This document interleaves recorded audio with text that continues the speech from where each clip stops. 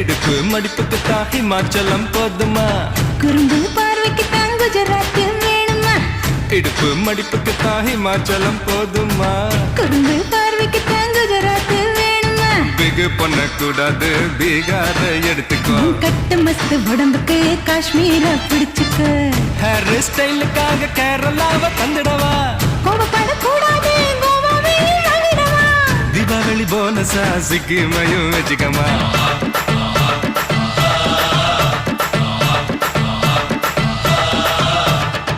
தங்க நேரத்துக்கு தான் தமிழ்நாட்டை எழுதி தரட்டுமா